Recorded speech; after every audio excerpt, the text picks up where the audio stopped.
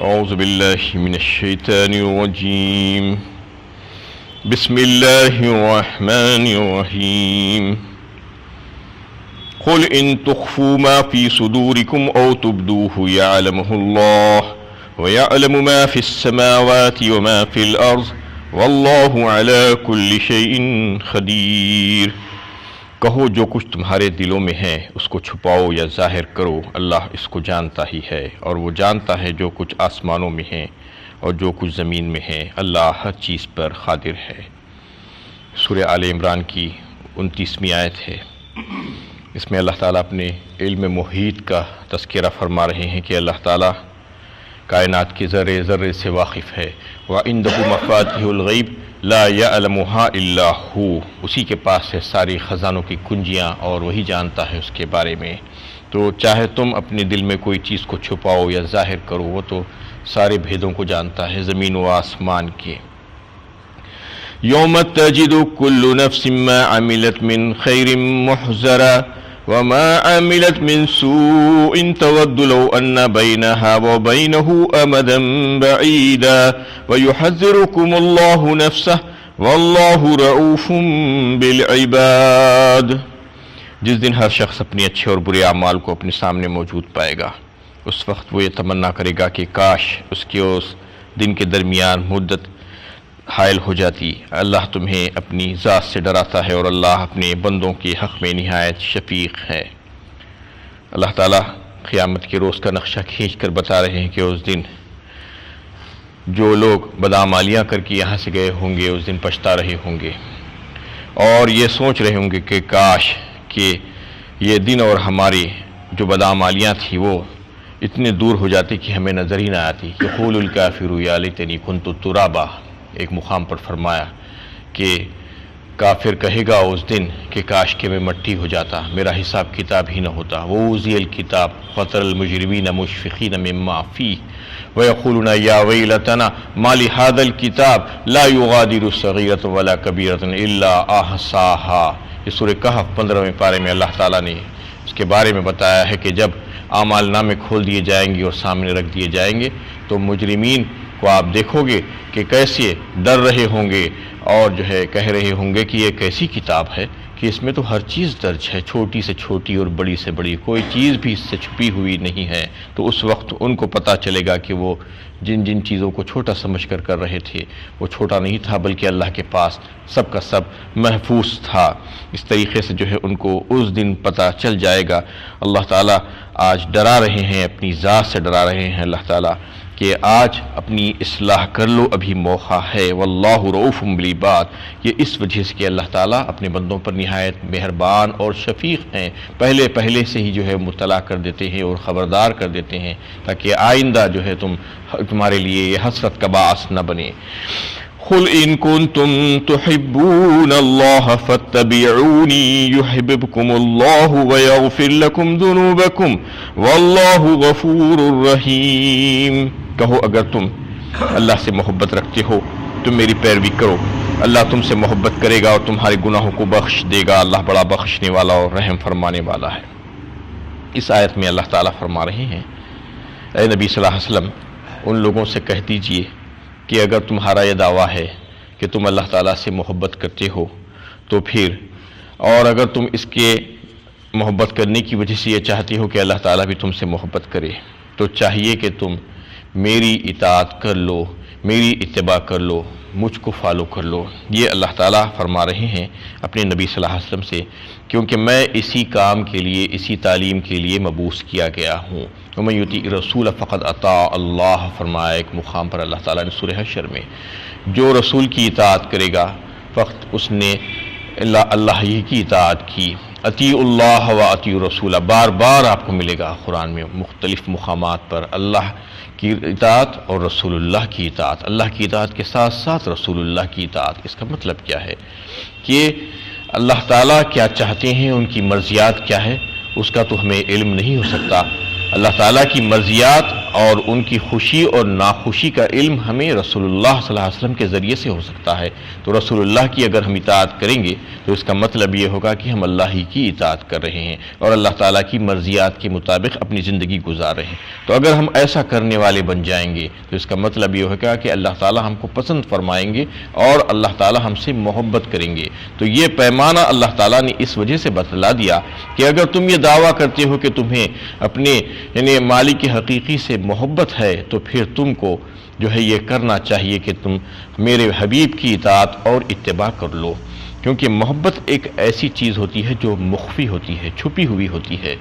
وہ کسی کو جو ہے ایسے نظر نہیں آ سکتی، اس کا کوئی پیمانہ نہیں ہے کہ اس کو تولا جائے کہ کم ہے یا زیادہ ہے، محبت ہے یا نہیں ہے۔ تو اس کے لیے اللہ تعالیٰ فرما رہے ہیں کہ اس کا تو جو ہے اظہار ہو سکتا ہے کچھ ذرائعوں سے، کچھ آثار سے، کچھ علامتوں سے، کچھ احوال سے، کچھ حالات سے، کچھ معاملات سے۔ تو اس کے لیے اللہ تعالیٰ جو ہے ایک پیمانہ ایک بتا دیے ہیں، معیار، کہ معیار اس کا یہ ہے کہ تم ہمارے حبیب کی اتباع کرو، یہ تمہارے لیے معیار ہوگا۔ تو یہ محبت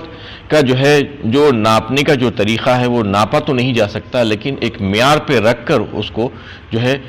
چیک کیا جا سکتا ہے۔ تو اگر کوئی یہ دعویٰ کرتا ہے کہ میں جو ہے اللہ تعالیٰ سے بہت محبت کرتا ہوں اور اس کی محبوبیت کا متمنی بھی ہے، تو پھر اللہ تعالیٰ فرماتے ہیں کہ دنیا میں چاہے وہ کوئی شخص ہو، اگر اس کا یہ دعویٰ ہے کہ میں اپنے مالک کے حقیقی سے محبت کرتا ہوں، تو پھر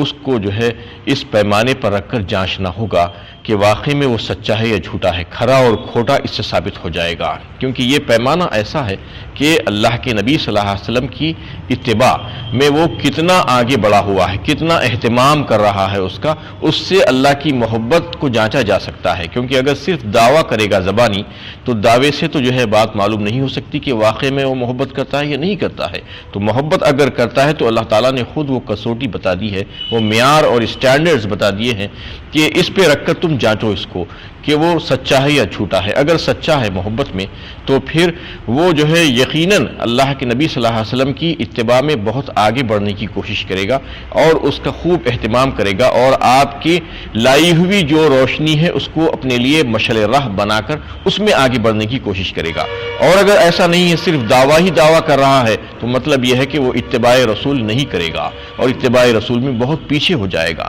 تو اس سے جو ہے اس کو جانچا جا سکتا ہے اور پرکھا جا سکتا ہے، کیونکہ یہود و نصارہ کا یہی دعویٰ تھا کہ ہم اللہ تعالیٰ سے بہت محبت کرتے ہیں اور اللہ تعالیٰ بھی ہم کو بے حد چاہتے ہیں۔ وقالت اليہود والنصارى نحن ابناء اللہ واحباؤہ، فرمایا ایک مقام پر اللہ تعالیٰ نے ان کا قول، یہ یہود و نصارہ کہتے تھے کہ ہم اللہ کے بیٹے ہیں اور اللہ تعالیٰ ہم کو جو ہے بہت چاہتے ہیں، ہم ان کے چہیتے ہیں۔ تو یہ جو ہے نصارہ خاص طور پر جو عیسائی جو جسے کہتے ہیں، تو وہ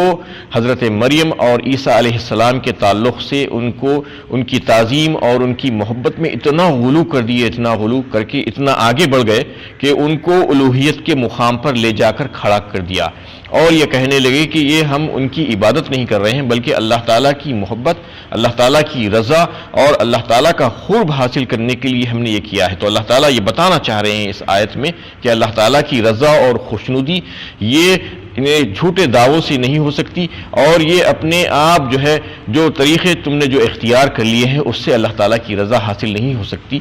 بلکہ اللہ تعالیٰ کی رضا اگر تم حاصل کرنا چاہتے ہو تو ایک معیار اور ایک کسوٹی ساری دنیا کے دعوے داران محبت کے لیے اللہ تعالیٰ نے یہ بتا دیا ہے کہ یہ مقصد اگر تم حاصل کرنا چاہتے ہو تو مقصد حاصل کرنے کے لیے تم کو اتباع نبوی کرنا ہوگا، میرے حبیب کی پیروی کرنا ہوگا، اس پر ایمان لا کر اس سے محبت کرتے ہوئے اس کی اتباع اگر تم کرو گے تو تم کو وہ مقصد حاصل ہوگا، اور اگر تم ایسا نہیں کرو گے تو اس کا مطلب یہ ہوگا کہ تم اس میں ناکام ہو جاؤ گے اور تم جھوٹے ثابت ہو جاؤ گے۔ اگر تم یہ دعویٰ کرتے ہو تو پھر تم کو اس کی اتباع ضروری ہے، یہ بتا دیا گیا۔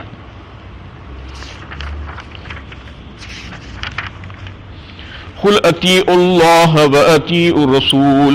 قل اطیعوا اللہ والرسول فإن تولوا فإن اللہ لا يحب الکافرین، کہو اطاعت کرو اللہ اور رسول کی، اگر وہ نہیں مانتے تو جان لیں کہ اللہ کافروں سے محبت نہیں کرتا۔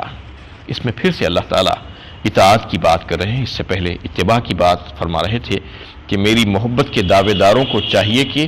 میرے نبی کی اتباع میں اپنے آپ کو لگا دیں تو یہ ثابت ہوگا کہ واقعی میں تو وہ مجھ سے محبت کرتے ہیں۔ اس میں فرمایا جا رہا ہے کہ اللہ کی اطاعت اور رسول کی اطاعت کرنا تمہارے لیے لازمی ہے۔ اللہ کی اطاعت تو اس لیے کہ اللہ تعالیٰ تمہارا محسن ہے، اور رسول اللہ صلی اللہ علیہ وسلم کی اطاعت اس واسطے کہ وہ اللہ کے رسول ہیں، اور اللہ کے رسول کو اللہ تعالیٰ نے جو ہے یہ معرفت بخشی ہے، انہی کے ذریعے سے اللہ تعالیٰ نے اپنی اطاعت کا طریقہ بتلا دیا ہے۔ تو اگر کوئی اللہ کی اطاعت کرنا چاہتا تو پھر اس کو رسول کی اطاعت ضروری ہے، اس لیے کہ وہ جو اطاعت کریں گے وہ اللہ تعالیٰ کی مرضی کے مطابق اطاعت کریں گے، اور بالکل وہی طریقہ اختیار کریں گے جس سے اللہ تعالیٰ راضی اور خوش ہوتے ہیں۔ اس لیے رسول اللہ صلی اللہ علیہ وسلم کی اطاعت کا ہمیشہ تذکرہ آیا ہے، اور بعض مقامات پر رسول اور اللہ کی اطاعت کے ساتھ اولو الامر کا بھی تذکرہ ہے۔ یا ایھا الذین آمنوا اطیعوا اللہ واطیعوا الرسول واولو الامر منکم فإن تنازعتم فی شیء فردوہ الی اللہ والرسول ان کنتم تؤمنون باللہ والیوم الآخر، فرمایا سورہ نساء 5ویں پارے میں اللہ تعالیٰ نے، اے ایمان والو اطاعت کرو اللہ کی اور اللہ کے رسول کی اور اولو الامر کی۔ اولو الامر کیسے کہتے ہیں؟ بعض حضرات کا قول ہے کہ اولو الامر کا مطلب یعنی عمراء اور حکام، اور بعض حضرات کا خیال ہے کہ یہ فقہاء اور علماء کو کہا جاتا ہے۔ تو چاہے کوئی بھی ہو، اس میں پہلے تو یہ بتا دیا گیا کہ اللہ کی اطاعت تمہیں کرنا لازم ہے، اور پھر رسول اللہ صلی اللہ علیہ وسلم کی اطاعت بھی تمہارے لیے واجب ہے اور لازم ہے، اور اس کے علاوہ جو اولو الامر ہے تمہارے میں سے ان کی اطاعت بھی تمہارے لیے ضروری ہے، چاہے وہ عمراء اور حکام ہو، چاہے وہ فقہاء اور علماء ہو، جب تک کہ وہ اللہ اور اس کی رسول کی اطاعت میں فرما برداری میں جو حکم دیں گے اس کا تمہیں یعنی حکم ماننا ہوگا، اور جب وہ معصیت کریں گے تو پھر معصیت میں ان کا حکم نہیں ماننا ہوگا۔ لا طاعۃ لمخلوقۃ فی معصیۃ الخالق، یعنی خالق کی معصیت میں کسی مخلوق کی اطاعت نہیں کی جائے گی، یہ اصول ہے، اللہ کے نبی صلی اللہ علیہ وسلم نے فرما دیا۔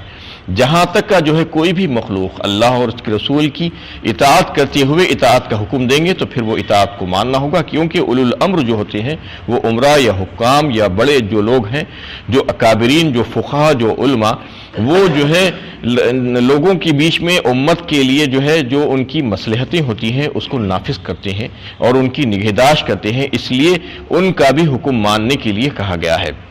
تو اس میں یہ بات واضح کر دی گئی کہ اللہ کی اطاعت اور رسول کی اطاعت دونوں ضروری ہے، کیونکہ یہ جو ہے پیمانہ اللہ تعالیٰ نے بتا دیا محبت کا، تو اگر کوئی محبت کا دعوے دار ہے تو اللہ کے نبی صلی اللہ علیہ وسلم کی اتباع اس کے لیے ضروری ہے، اور اتباع کا طریقہ یہ ہے کہ ہم اپنے سارے کام کاج میں صبح سے شام تک دیکھیں کہ اللہ کے نبی صلی اللہ علیہ وسلم کا اس میں طریقہ کیا تھا، اور وہ طریقے کو دیکھ کر جو ہے اسی طریقے پر اپنے آپ کو ڈھالنے کی کوشش کریں اور اسی طریقے پر اپنے آپ کو چلانے کی کوشش کریں، یہ اتباع رسول ہے۔ وہ صحیح طریقہ معلوم کرتے ہوئے اس پر اپنے آپ کو چلا لیں تو پھر اس سے یہ ظاہر ہوگا کہ واقعی میں بندے کو اللہ سے محبت ہے اور اللہ تعالیٰ بھی اس سے محبت فرمائیں گے۔ تو جب اللہ تعالیٰ محبت فرمائیں گے تو اس کا فائدہ کیا ہوگا؟ اس لیے پچھلی آیت میں یہ بات بتا دی گئی کہ وَيَغْفِرْ لَكُمْ ذُنُوبَكُمْ وَاللَّهُ غَفُورٌ رَحِيمٌ، اللہ تعالیٰ تمہارے گناہوں کو بخش دیں گے اور بڑے بخشنے والے ہیں۔ یعنی جب اللہ تم سے محبت کرنے لگیں گے تو پھر تمہارے گناہ نہیں رہیں گے بلکہ اس کو معاف فرما دیں گے،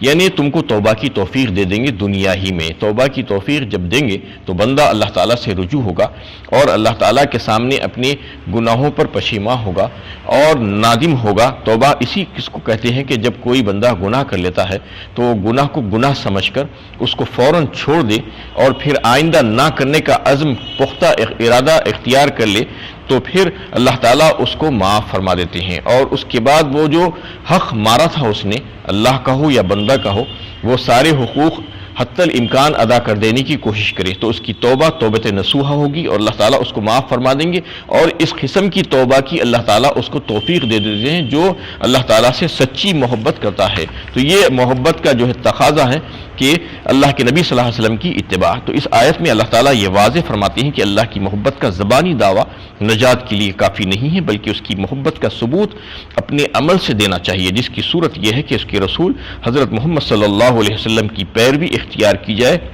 اس آیت کے ذریعے تمام اہل مذاہب اور تمام انسانوں کو آخری نبی کی پیروی اختیار کرنے کی دعوت دی گئی ہے، اور صاف صاف اعلان کر دیا گیا ہے کہ اس کے بغیر اللہ سے محبت کا تعلق قائم نہیں ہو سکتا۔ اس آیت میں ان مسلمانوں کے لیے بھی سبق ہے جو اللہ کی محبت کا دم بھرتے ہیں اور عملاً رسول کی پیروی سے گریز کرتے ہیں۔ وآخر دعوانا ان الحمد للہ رب العالمین۔